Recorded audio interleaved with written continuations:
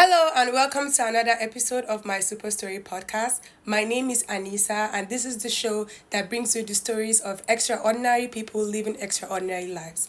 And just like I promised, I have yet another amazing and fantastic guest today to tell you his amazing story. He is an author, a politician, an all-rounded awarded patriot and also a very fantastic veteran. It is such an honor being in his presence today, and he is going to give us a taste of his super story. Welcome, sir. Thank you very much. You're welcome to my Super Story podcast, Mr. Patrick. Thank you for honoring us with your presence of being on our show. I'm glad to be here. I've been in all kinds of places, but I've never been on your show. Hey, I'm so happy to have you, sir. Did I forget to mention, ladies and gentlemen, that this is a professor of Lagos Business School, and of course today we're going to hear a lot of knowledgeable and motivational talks from him. So, sir, going straight into it, I'm sure everybody wants to know, can you please tell us your super story? Well, I can tell you my story. I don't know how super it is, but it's a very interesting one. First of all, I have the great privilege of being one of those complete Nigerians. I was born in Kaduna. I was baptized in Jos. I lived in Maiduguri as an infant. I started school in Kano in 1960. I did most of the rest of my primary education in Guzo, what is today's Zamfara State. Then I started secondary school in Onitsha. Wow. And then moved to Ibadan. I went to Loyola College in Ibadan, and of course, eventually went back east to go to the University of Nigeria at Nsukka, and then went abroad to go to grad school in the United States. Wow. First lived in Bloomington, Indiana, going to Indiana University, and I've gone back many times in post-doctoral category engagements, Harvard Business School, to American University in Washington, and on and on. But what is, I think, perhaps worth sharing with young people is the nature of the human spirit and the possibilities of the human spirit. I had the good fortune of starting out a little early. I was done with high school at age 15, Wow. which is not a very good idea, but it happened to me. I think you want young people to mature some more, but I tell people that back in those days I traveled as a 9-year-old from Guzo Wow. to Onitsha by myself. Wow. That was How was the the Nigeria. security then? Excellent. Your parents trusted that any older person you ran into took you as Their own. their own and guided you.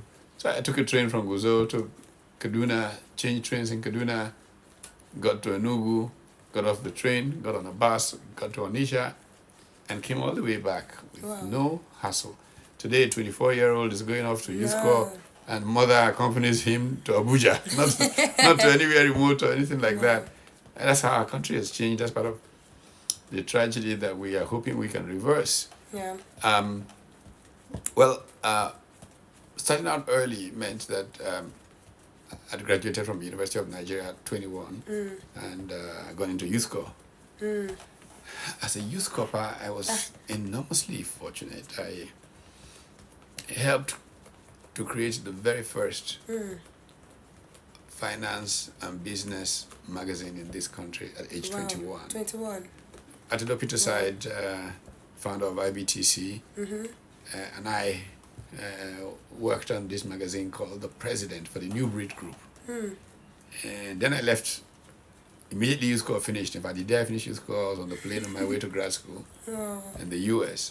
And then I got appointed editor. Editor at 21. You were still at 22. 21, 22. Yeah, Wow. of the New Breed, New Times magazines back in those days. And so I was done with all of that. I even managed it from abroad when I was in grad school. Back in Nigeria, by 1982, I was appointed into the Shagari administration. Wow. In a presidential advisory position at 27 back in those days. And it was strictly by merit, no godfather, nothing. Because when I was at coming back from grad school at 26. I'd finished 2 master's degrees and a PhD. Wow. At 26? Yeah, 2 master's degrees, Wow. a PhD. I'm laughing at my 26-year-old self. But continue, sir. No, and so when I came back, I was already some authority of sorts. Oh, And, yeah. and the then managing director of NTA said, just put him on television. Wow. And of course, I was put on television, and big politicians, technocrats, were, no, we want him.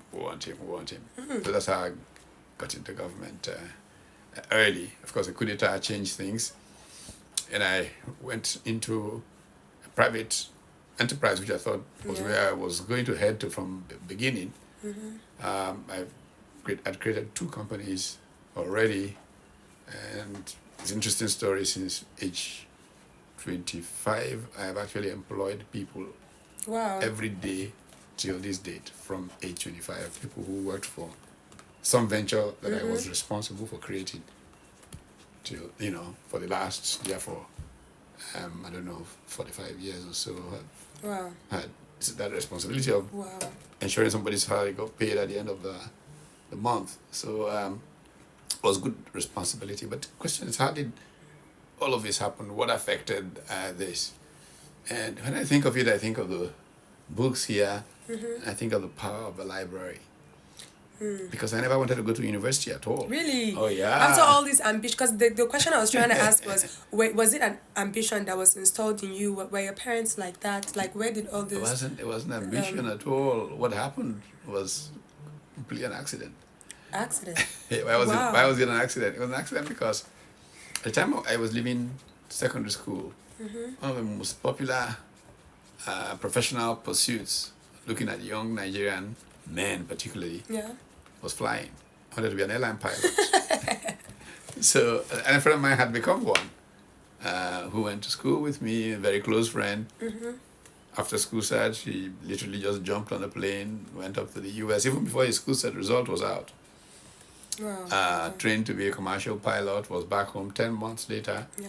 Fancy sports car, Yay. driving around in Surulere in Lagos. Wow. And so he would drive up to my family house, and I would get in the car, and Chevrolet Camaro, and we'd just be driving around Surulere in the evenings. What do you think we're doing?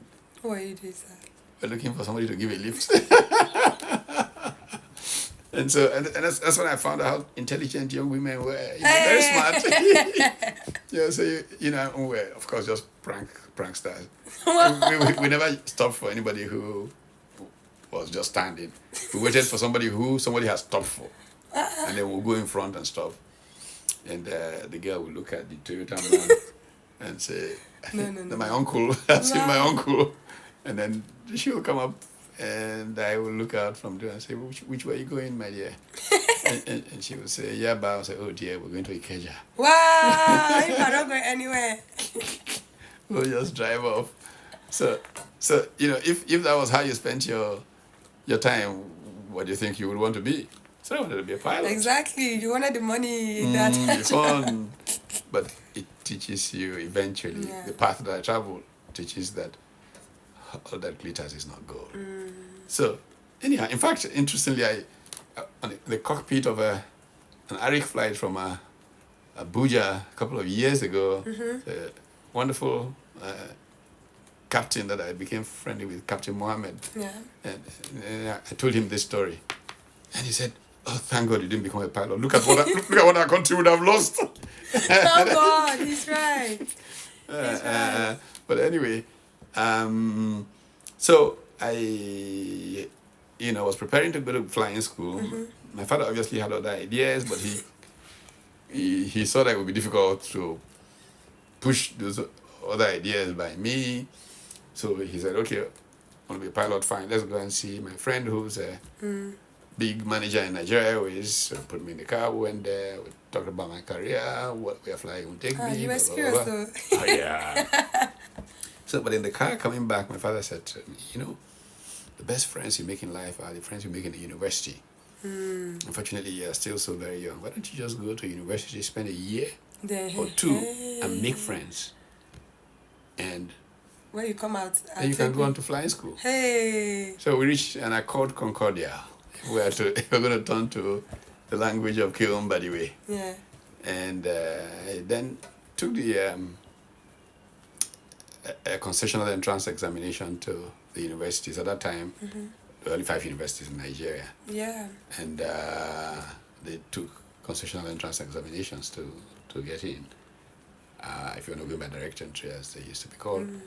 And so I was admitted to University of Nigeria, almost to my surprise, but anyway, I got admitted, and so I went there. And this was just shortly after the Nigerian Civil War, so Yeah. there were lots of books being donated to the university to make up for what was destroyed during the war. Lots of journals. The university could not afford librarians for the departments. So these books were all just shoved into the library to do nothing. My head of department offered that students should organize themselves and man the library. But students were too selfish to do that. And so one day, just to embarrass all of them, I volunteered. Wow. And I volunteered. I was given the key of the library. And then I was overtaken by a sense of responsibility. Because the only way anybody could use the library was if I was there. Yeah. So I found myself becoming what they call a triangular student. If you're not in the library, if you're not in the cafeteria, you're not sleeping, you're not you're not in class, you had to be in the library to make sure others could use it. And since I had nothing else to do, I began to read all the books in the library. So you started reading out of like boredom? And still Well, if you want to call it that, yes, but that's how your flying career. that's how it started. So, I mean, nobody told me anything. I knew that I had to go to grad school, not flying school. Yeah. So that's how the whole flying thing ended. Okay, so the switch happened in the library. In the library, absolutely. And that is why I love books. Yeah. Books defined me to a large extent. Some of the models that I cut for myself were met in the library. One of the big influences that I have is a gentleman now passed on, like Stephen R. Covey, who wrote The 7 Habits of Highly Effective People. Yeah. And I was so affected that before I was 21, I had written my personal vision statement, my mission statement, all of those things. And so whatever I've done in life, people say, you're very consistent. It's not difficult for me because I began with the end in mind. I decided 40 years ago how I would like to be remembered the day I die. And my whole life works towards being remembered that way. Professor Pat, I like your story because all I can hear from this is how it wasn't really planned. It was certain decisions that you took to probably make a joke or just jumped on it at that time that led to so many things, because assuming you didn't agree to or you didn't volunteer to take care of the library, probably you would have still been a pilot. Who knows? Who knows, sir? So from this story, sir, what I would like to also ask is what inspired you to decide that change? The reason why I'm asking you that is because currently that is somebody's reality, being faced between what they think they want and what is being presented to them. How were you able to decide this is what I want to do? Well, I think the important thing, which is what I really learned from reading Covey so very early in my life, is to have a sense for what impact you want your life to make, how you want to treat others and how you want to be treated.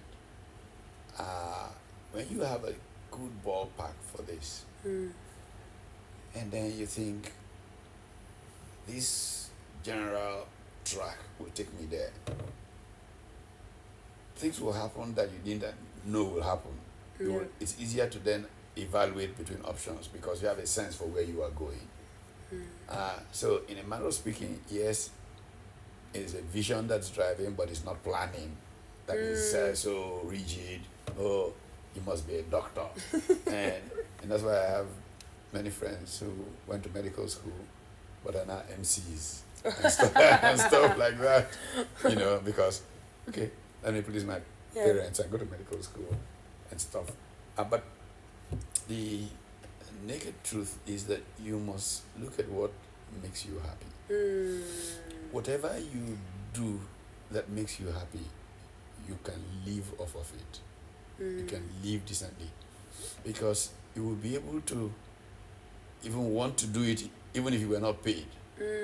And you will therefore do it so proficiently that people will want to pay for it. And I think that's one of the big problems in Nigeria. People just follow. That person is making some change over there. You jump into it. And you don't ask yourself, am I really geared for this? Let me give you a typical example of why, for entrepreneurship, a discipline in which I teach. One of the first questions is, this tomorrow that I see that changes the world and brings profit, am I the person that can deliver it? If, for example, that great idea you have is about something that happens in a nightclub at 3 a.m., okay? And it's fantastic, it's a value-creating thing, but you're the kind of person who goes to sleep by 8:30. I know now. There's no way you're going to succeed with that great idea. So you know it's not for you, even though it's fantastic and will make money. So in that same way, you've got to look at life and say, what's the thing that, gets my juices going, my adrenaline pumping. And when you do that thing well, even if it's not the most popular thing in town, believe me, you will become well known for it, and you will profit enough to have a happy life. And so this is like what you were thinking at 15, 16? Because that was when you were in university. Yeah, I was I got into university as I was turning 17. But this awareness began to really take shape right about when I was 19. And you were inspired by the books? Yeah, by the books. Several books I read, of course, were very, very significant influences. I mentioned that Stephen Covey was one of them, and had quite an influence. Wow, sir. So let's say, okay, this is you now. After university, you went for your grad, you got 2 masters. You came back to Nigeria. I got 2 masters and a PhD. And a PhD. And you came back to Nigeria. You know, a lot of people would have been thinking, why is he coming back? Why is he coming back? What was your reason? Because I was so focused. I mean, one of my whole drivers is how to transform Nigeria as a 15, 16, 17-year-old. How do we change our world? How do we, So I left the US the very day my PhD thesis was accepted. Same day. But somebody joked, look, where are you running from? Did you commit a crime? And I like to say that I made a lot of progress. I left Nigeria with 1 suitcase. I came back with 2 suitcases. So, many of our contemporaries wanted to wait a year or 2, make some money, buy a car, buy some furniture, and ship home. I just finished and took my suitcases, 2 of them, and headed back home. You came back home. Where did you come back to, Sariki? Because was that where your career started?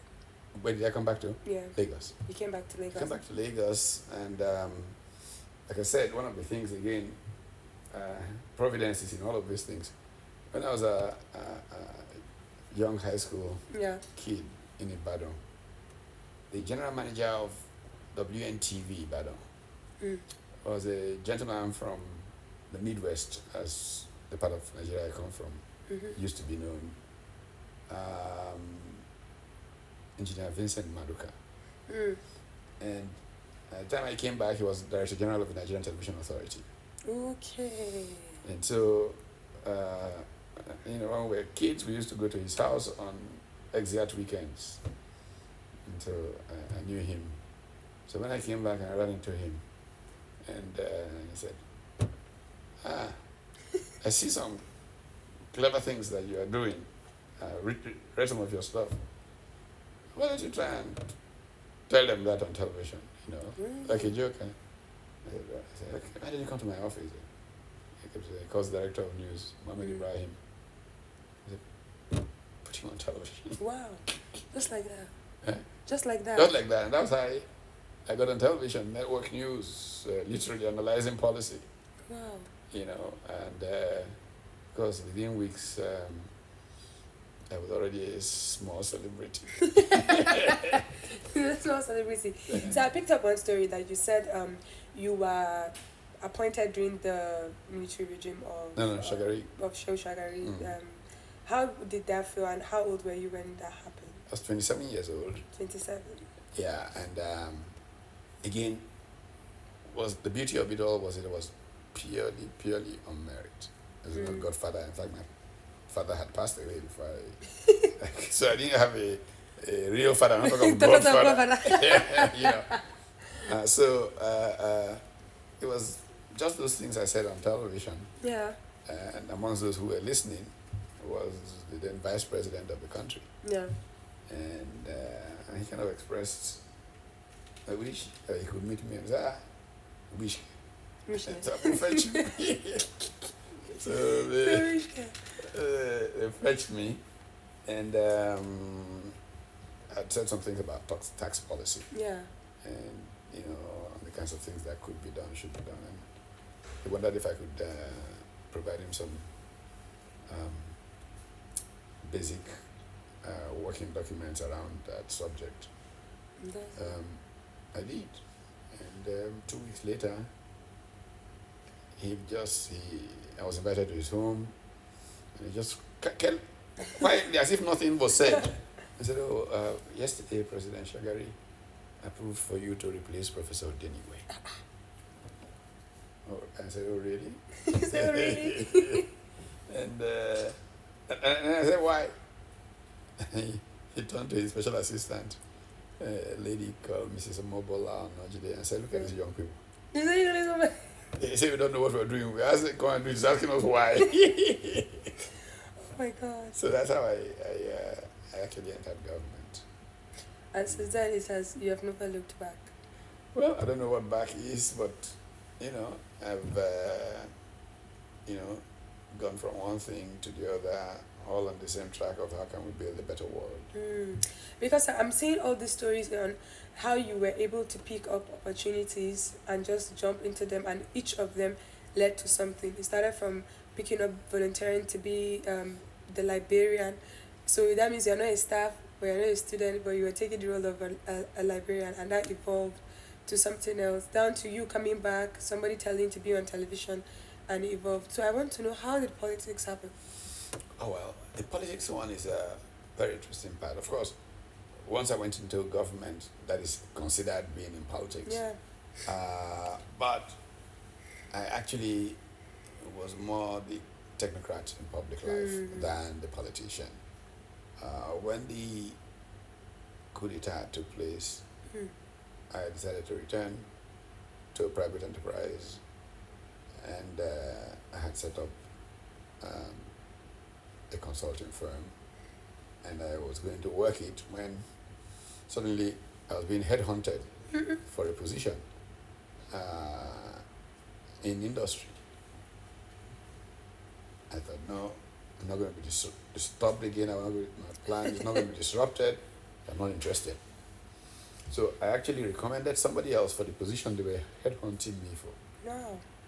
And a few months after I had recommended somebody else, I had a problem with a Volkswagen. I just about to get married. My wife had just graduated from the College of Medicine here in Lagos. My father bought her a Volkswagen Jetta as a graduation present. And within a week, the clutch failed. So I then needed to get Volkswagen to deal with it. The process led me to the general manager of human resources in Volkswagen, again by accident, because I was trying to take it there. The person who was to receive it was not present, so his name was the new name I knew in the company, so I called him. And so while they were processing the car to take it into the repair place, he said to me, "But what happened? This offer we were trying to make you." He said, "Haven't you filled the position?" It was 6 months ago. He said, no, they haven't filled it. They just, consultant thought you were the ideal person for the position, and Wow. the person that you recommended. So I said, okay, why don't I offer you service as a consultant? I can come in 2 days a week or something like that. So, okay, why don't you discuss it with our management consultant, late Felicia Longe. Yeah. And I got to meet with Mr. Longe, who then white-mailed me. I say blackmailed me into a position. Because he said to me, look at you. You're freelancing your way through life. You don't have big company experience. Why don't you just come here, spend 2-3 years, get big company experience into your CV? That's how I ended up in Volkswagen of Nigeria to get 2 years of big company experience. And was he right? Now, he was very right. It changed my life completely. When I then joined the company, the chief executive, the German who hired me, a year later he was leaving. And I basically said to him, look, we worked so well together, but I'm not going to be here for long. I hope that our friendship can continue even if I'm not here. Oh. And he looks at me and said, so it's a rumor, eh? I said, what's that? So it's a rumor that you are very smart. Oh, wow. I said, what do you mean? I said, because if you are very smart, you will know that you'll be the first Nigerian to run this company. Wow. Yeah, that's how big company experience. Turn to. Wow. Yeah. A few months later, I was deputy managing director of the company. First Nigeria. Yeah. Wow. So I like the story because it picked up from you trying to help your wife. Yeah. So advice men to help their wives. Yeah, no, obviously that is a great thing to do. Men, what's a better thing to do than being a study partner to your wife? Okay. To see how it evolved from taking the car to repair to now having all these opportunities. So afterwards, what now? Well, you know what? When I was named deputy managing director of Volkswagen, I was 32 years old. And I recognized that the average manager in the place was 50-something years old. So I thought to myself, if I don't begin to indicate that I will leave at some point soon, these people will kill me one day. Because it means none of them is going anywhere. What? So I began to, in interviews that I gave, I began to say that 38 won't meet me here. That I would leave definitely by my 38th birthday at the latest. And you think it's such a long way off, and you wake up one day and it's 4 months to your 38th birthday. Oh my God. And I just wrote a letter of resignation. That's how you left. That's how I left. Because somebody will say, that's a successful position, a good job. But why did you feel like it wasn't enough, or what was it? A couple of things, because many people felt that way. Many senior friends of mine. In fact, after I resigned, because I didn't tell anybody I was going to do that, I got very angry reactions from some friends of mine who were ministers. Yeah. Laj Bamanga Tukuru was a classic example. What do you think you are doing? Oba Oladile Olashore, who was then finance minister. Yeah. I said, I always knew something was wrong with you, but is that how to show it? Who have you heard resigns from this kind of job in Nigeria? Yeah. I said, look, I'd said to myself, this is when I will leave. Besides, things are not going the way I think they should be going. I've given advice on how this should go, and the owners of the business aren't focusing on it the way I'm saying. So it's best for me to leave. So where are you leaving to? I'm going to go and teach. Hey. He said, you are mad, though. Who leaves an executive position in Nigeria to go and teach?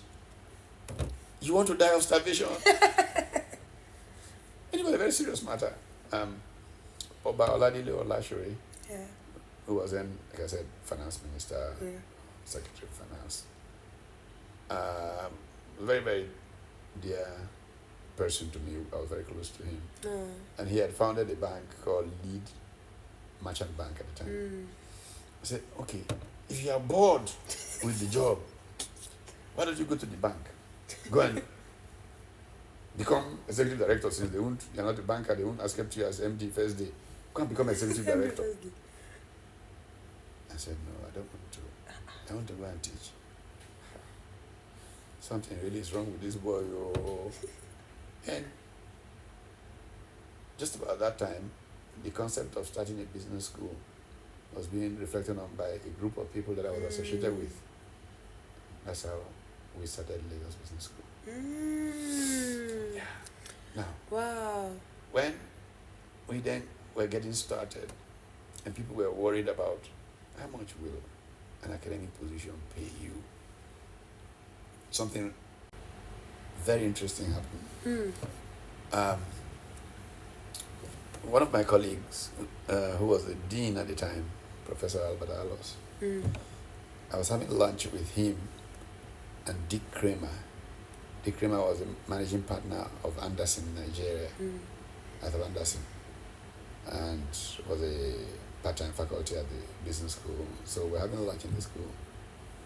And Professor Alos turned to Kramer and said, look,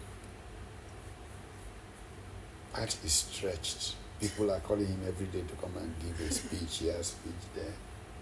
And we need to find an intelligent way of chasing these people away to stop disturbing his life. And Dick Kramer said, well, it's because he's doing it for free. Ooh. Yeah, use what you teach. Use price to discriminate all the people who are trying to. So Professor Law said to Dick Kramer, how much do you think Pat's time is worth? And Kramer said, about $300 an hour. Wow. And as of then, and then this was 1994. That's a lot of money. Yeah, $300 an hour. Wow. So we, while we were talking, my secretary enters the cafeteria. Professor Law calls us.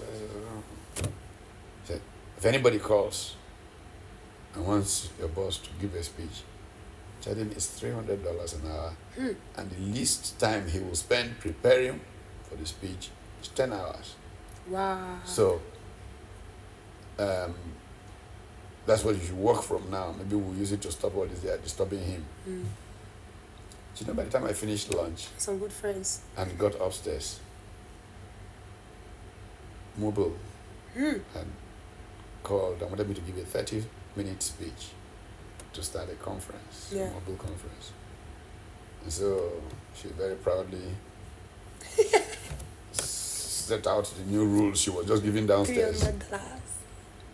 And they said they would pay. I said, eh? So wow. I did Is that how they're doing the mobile thing. They paid. The next week, total call. What about their own? It's going to be Calabar. So, what day is it? Saturday. I was going to be going to the US that day. So, I said, look, I won't be available. Just use price to scare them away. Tell them it's $12,000. So, he told them, look, it's $12,000. They went to, they came back, said, okay, they will pay. Hey! Something that was supposed to scare them. Now, what are we going to do? We've told them that with 12,000 and they are ready to pay. We thought I would, but I had to go to the US that day. So we said to them, well, you see, he has to travel that night. I said, okay, it's in the night, so it's not a problem. Company jet picks me from Lagos, takes me to Calabar.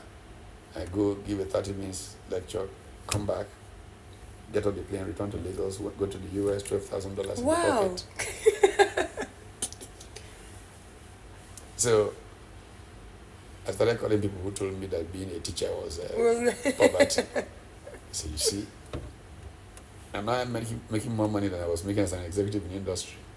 Professor Patrick, I'm so in awe with all the stories you've said, because from what I caught from your career line, you really were just, being open to opportunities, and you were grabbing them as well. So what is your take about following dreams? Do you think people should go for what they want, or do you think you should sit down and attract what you want?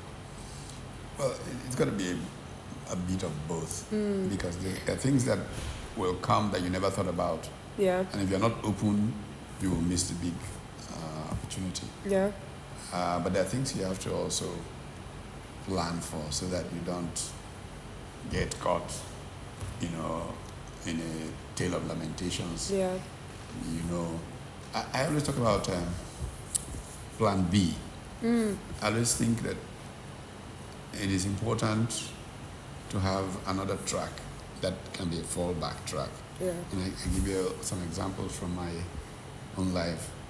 One of the things nobody can ever accuse me of is corruption. I have never asked for a bribe, and I have never, except in a point of extortion, your life or your money kind of thing, given a bribe. Yeah. Why is this so?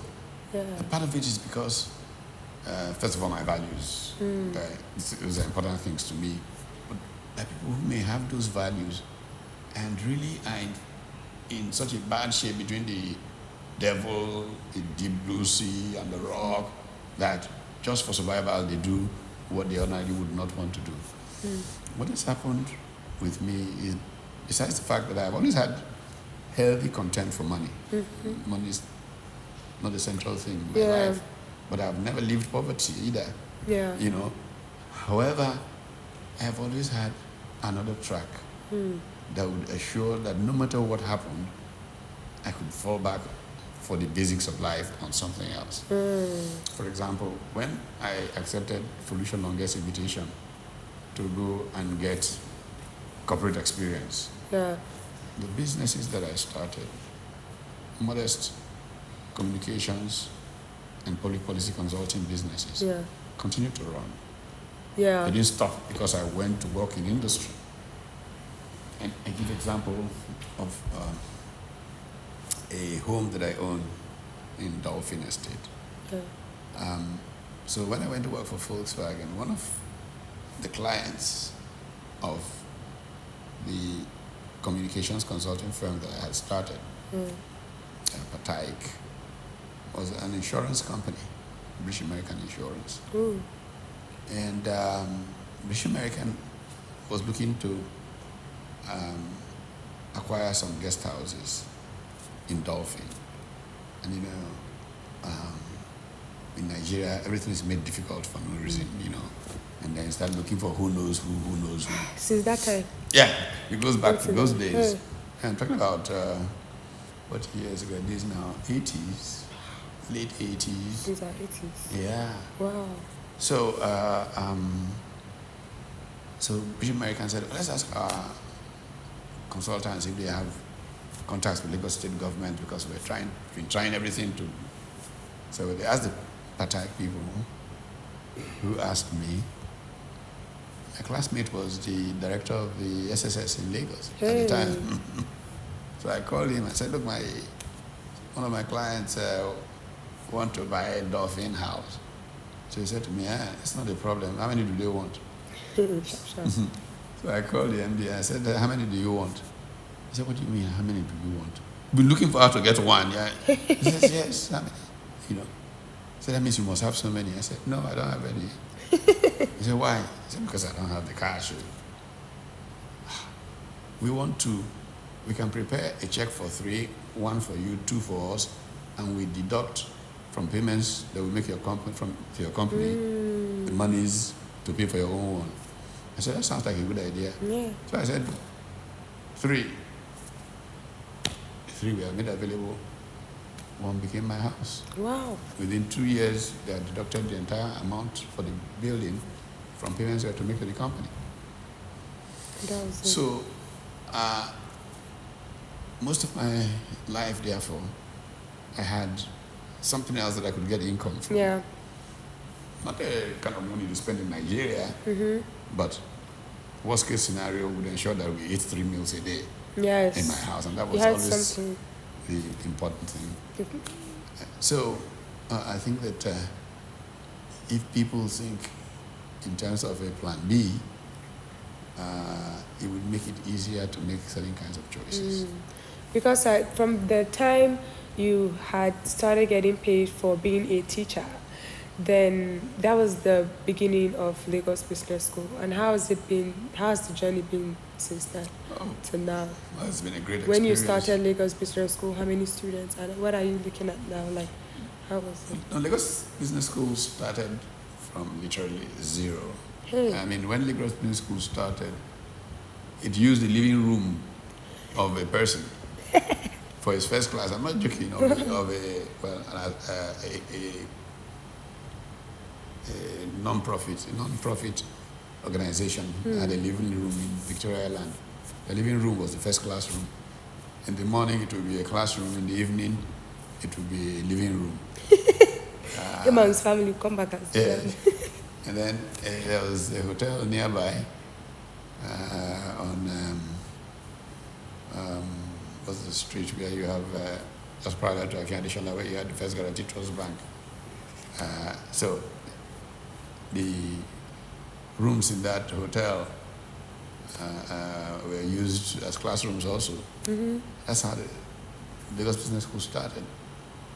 And within 20 years, it had been ranked by the Financial Times among the top 50 open executive education programs in the world. Mm-hmm. So I think that it is a tribute to the triumph of the human spirit, to a values-inspired institution. So we have to be thankful that we had the privilege of being part of that team that got it going. Oh my God, beautiful story, sir. So now, what we like to do on our show is we like to know personal information. And personal, I mean relationship-wise. You're someone that despite all this was happening, you were still married, you had kids. Can we know a little bit about your family, and also how was it that you were able to balance it? Because these are questions that is mostly asked by women or to women, but it's also not easy to be able to have 5 kids, I think. Yeah. So five children. So what was your relationship like? How did you meet your wife? It's been a fantastic journey. When I first returned from grad school, I had a friend who I found living a few doors away from my family house in Surulere. And so that friend made it his personal duty to prevent me from being a bookworm, because most times I would be working on things, and so he would drive up and say, "My friend, what are you doing?" He said, "Let's go and buy suya, my friend." And then sometimes I said, "Look, let's even branch there in Booth." Now, I'm wearing jeans, short knicker, bathroom slippers, t-shirts, and he goes into Booth, the medical students housing area, the senior ones, like 50 years. He said, I live in these rooms and, in these prefabs. And he was dating one of them. Anyway, cut a long story short, we ended up marrying roommates and classmates.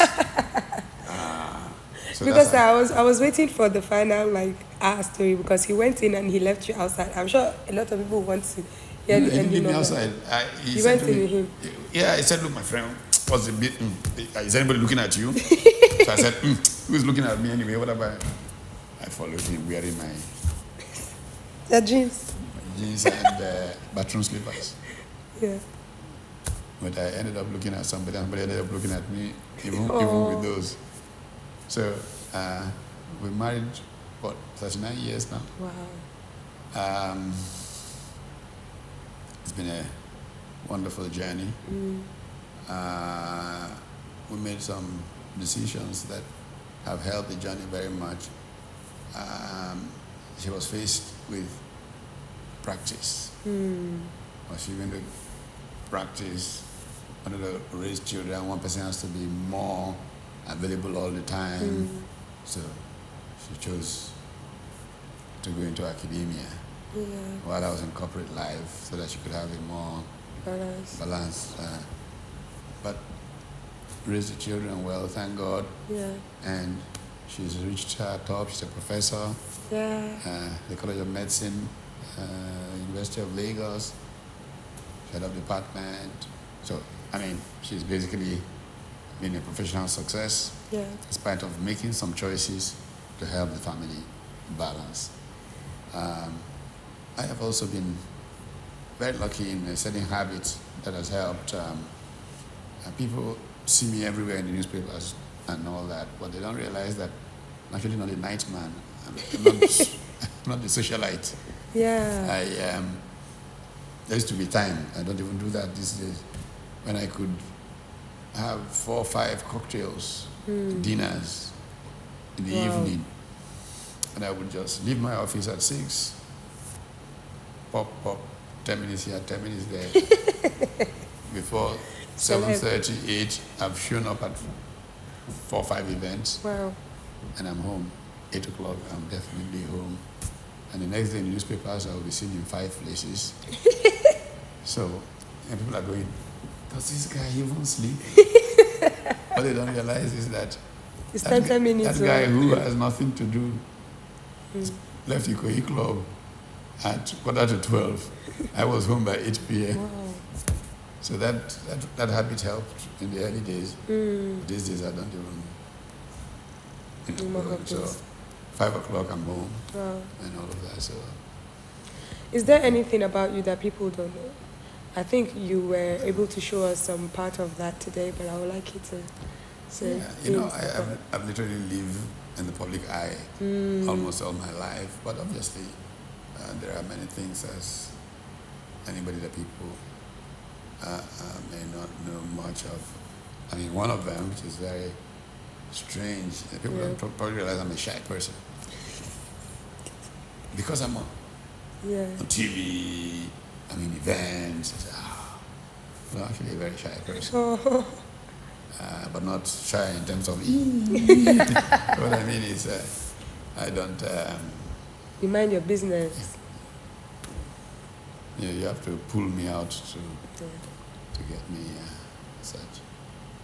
I like that. And now, we're about wrapping up, and I just want to be sure that everything that needs to be said has been said. And now, to bring up the final big question that I was keeping, you were a former presidential aspirant. What now, with all the stories that you have arranged, how did you wake up one day and be like, I want to be the president? Okay, that's actually a simple but very important question. Yeah. You know, there are many people who are seeking public office in Nigeria. They are driven by the power. This. I came to it completely differently. I came to public life as a citizen. A citizen, you know, the Greeks ranked people in society. At the bottom of society are people who think only of themselves. Yeah. And the Greeks called them idiots. You know. And it was not supposed to be an insult, it was just supposed to be a description of who they are. People who just think of themselves. And then such people can make progress and become tribesmen. That is, they think not just of themselves, but of other people who have a common heritage with them, whether it's blood, whether it's religion, whether it's... Yeah. And for tribesmen, everybody outside of their group is an enemy. Fortunately, many Nigerians have descended to being tribesmen today. Yeah. The ultimate state that you get to is citizen. A citizen has universalistic views of man, the dignity of the human person as a universal thing, and all of that, and recognizes that the death of one person anywhere diminishes him or her. Now, I think that I grew early as a citizen, not just a citizen, but a global citizen. I never quite understood ethnicity. Yeah. Because I grew up in northern Nigeria, I grew up in western Nigeria. My friends come from everywhere. I like to boast that probably in every state in Nigeria, there's none that I don't have a friend that can sleep in his house. You know? So now, that mixed up with being an activist. And I was an undergraduate. I started back those days. And through activism, consciousness about the state of man in society and how society should be organized was very high in me. When I then returned to Nigeria, I spoke up on any important issue in the land. Yeah. Now, being very outspoken on these issues, but not necessarily attracted to the power. I just didn't run around wanting to be appointed this or that. I just wanted society to be right. So when in 1993 the elections were annulled, I felt almost personally violated. The election of MK Abiola. Yeah. And I wrote an article, an op-ed piece in The Guardian that was titled, "We Must Say Never Again." That galvanized what came to be known as the concerned professionals. Wow. And we were major frontsmen in defending democracy and the final pushback that led the military to leave. Now, when the military were leaving, 1998, the group met to determine what we were going to do. There was a group within the group. Yeah. Prominent amongst people in that group, the late Waziri Mohammed, who died in the Bellevue crash. Donald Duke, who said we should go into politics and show to Nigerians what we are preaching. There was a group of business people who said we're business executives, we run a bank, like Tola Mobuluri, who said let's go back to our businesses. Let the politicians now come and run the country.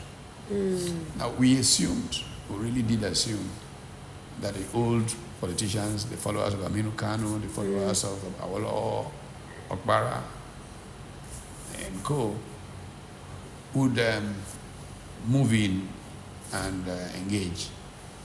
What we did not realize was that many of them did not trust the army. They didn't think the army was really going. So they held back, and the dregs of our society moved into politics. And our country has not recovered from it. And so when we began to review things a few years later, we said, no, we probably made a mistake. Maybe we should have done what Donald Duke suggested. But Donald Duke, the meeting I'm talking about took place in my office. It was here in Victoria Island on the Taylor. And so when we finished the meeting, we were standing outside. Donald Duke said to me, well, I don't know what people are saying, but I'm going to go back and organize and take over Cross River State. And he did. Yeah. Imagine that we all had done what Donald did. Nigeria won't be where it is today. So when we then started trying to review our position a couple of years later, these scoundrels, literally, had entered government, stolen the treasury clean, and used that money to erect barriers of entry into politics. And so most good people have been afraid to try politics since then. It is the fight to open the space for such people that has put me into the political space. And because of how typical Nigeria can be, it has been a little bit difficult. Yeah, but with a fight like that, you don't give up. That was what I was going to ask, because does it mean that you've given up? No, not at all. Not at all. I'm right in the middle of trying to create a new political party, a real political party, because what we have had since 1999 Nigeria has not been political parties. So is this the first platform you're announcing that? No, I was on network. I was on both channels and Arise the last 3 days. Saying and you this. declared it. But this is the first podcast that you are telling the teens and the youth that you are ready to run again. Well, it is not so much my running as creating a real political party that focuses on serving the people. And these ones are just looking at grabbing power for self-aggrandizement. APC, PDP. All absorb elements from those that are repentant into this new movement. But it's about the people. Yeah. So that's very impressive. Do you have a name yet, or Do I have a name? a name? No, we're not talking names yet. But because we are also involved in social movements like the Labour movement, not the Labour Party will probably come along, but the Labour, the NLC, TUC, and all of those, it will reflect workers. Oh my God, that's amazing. Amazing stuff, sir. Good to know that the same 19-year-old Professor Patrick that sat down and analyzed a life 40-something years after is still dreaming and it has not stopped. So would you say that it's good for an individual to never stop dreaming, never stop evolving? What keeps that fire? That is the For the sake essence of the audience. of our humanity. That we continue dreaming, that we continue learning. We're meant to stop learning, we're dead. Literally. As you learn, new possibilities open to you, and you try new things. And that should be. Do you have any regrets, sir? Any regrets? You know, there are people who, when they ask questions in interviews like this, say, is there anything you regret about your life? And I hear them say, no. I say, my goodness, extraordinary people. I regret almost everything. No. Because really, truly, there's nothing you do that you can do better. And so, not to regret is to say, yeah, those things were perfect. No. And many things I could have done differently. For example, I could have listened to Donald Duke in 1999, and Nigeria would be a different place today. But these are factual counterpoints that we can't, necessarily come to a conclusion on. But we just go for the best. I really like the fact that you admitted that, because that was also the example I had in mind. Any other closing words, sir, that you like to tell them? Well, and listen to young people, look, everybody talks about how bad things are. But if there's anything that I have been privileged to have done, is to have traveled, researched, made friends, and spent time in every continent on this planet. Australia, Latin America, Asia, Europe, across Africa. And the pursuit, what has driven me in all of this, is how do human beings make progress? In all of that, two things are clear. Many things are clear, but two are very salient. If you don't build strong institutions, if you don't have the right values, you're not going to make progress. We must all, first of all, believe that this country can be turned around no matter how bad things look.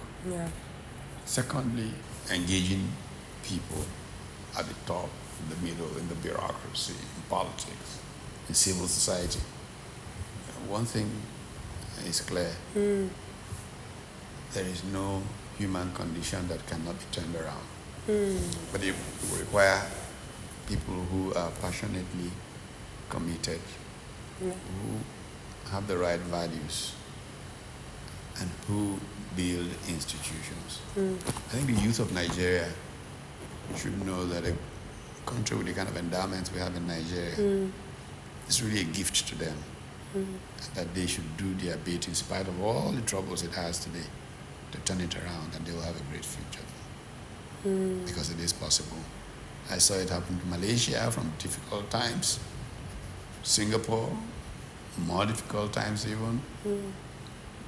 I watched UAE happen before our very eyes. Yes. And the most amazing one is India. And so I think Nigeria will rise up again. Amen. But it depends on how young people see each other the respect which they treat each other, and the value they place in those universal norms that are made for progress. And so based on what you're saying now, do you think the youths of nowadays, they have what it takes to take Nigeria to that place? They have what it takes. Yes, they've not been given enough of the right environment. There might be excesses they feel. There's a sad culture of hammer and, overemphasis on material things. Look, when you do things well and do them right, material things will come. When the emphasis is first of all on material things, you miss the boat. Words from a wise man. There you have it, ladies and gentlemen. We have the very distinguished Professor Patrick Utomi, who spent his time today in his beautiful house to tell us his super story. And just before we finish that, there's usually something that we always ask our guests, which is, are you proud of yourself? Oh, I am proud of my creator, and I know that he doesn't make mistakes, so I must be okay. Well said, sir. So there you have it, ladies and gentlemen. This was another fantastic episode. We can't wait for you to please listen, share, like, and comment, and subscribe. Until we come again next time with another fantastic guest. This is my Superstory podcast, and we're signing out. So, sir, sign out, please, for us. Okay. Any last words? Been a great pleasure to have joined this. I think this blog is going somewhere. Amen. And you all stay tuned somewhere. Amen. And you all stay tuned. Thank you, sir. Okay. Peace.